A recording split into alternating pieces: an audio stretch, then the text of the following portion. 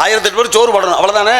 ஏன் நம்மகிட்ட இருந்தால் தானே வரவும் போகிற அடிப்பம் கொள்ளையடிப்பேன்னு சொல்லி என்ன பண்ணிட்டேன், வழிபோக்கு திருடனா மாறிட்டான். வழிபோக்கு திருடுற மாதிரி இந்த பக்கம் வர வேணாச்சுன்னா பார்ப்பேன், நகரட்டு போகிற அதை கழட்டி இதை கழட்டின்னு பொம்பளை புறம் ஆட்டி படைக்கிறது.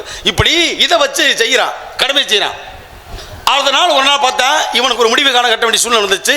அப்போத்தான் பார்த்தாரு, அங்கேருந்து ஒரு பெரிய ஒரு கல்யாண புதுமண தம்பதிகள் புதுசாக தாலி கட்டி கல்யாணம் பண்ணி அந்த வழியாக வர்றாங்க, ஒரு மாட்டு வண்டியில் வர்றாங்க. வந்தவங்களை போய் வண்டியோட மறைச்சு விட்டேன். வந்த சாதிசம் ஆத்தாடி கொள்ளக்காரன் பார்த்தா சொந்த வந்த சாதிசம் பூரா ஓடி போயிட்டாங்க. இவங்க 2 பேரும் மட்டும் மாட்டிக்கிட்டாங்க. எடுத்தேன், பட்டாக்கத்தி எடுத்தவன் அப்படியே அந்த மாப்பிள்ளையும் பொண்ணையும் பார்த்து கொடுத்து கழுத்து அறுத்துப்படி முதல்ல இருக்க நகை நட்டு அத்தனையும் கழட்டி எரிக்கணுன்னு பொம்பளை பூரா அத்தனையும் கழட்டி கொடுத்துட்டா. பயந்துட்ட இந்த பொண்ணு.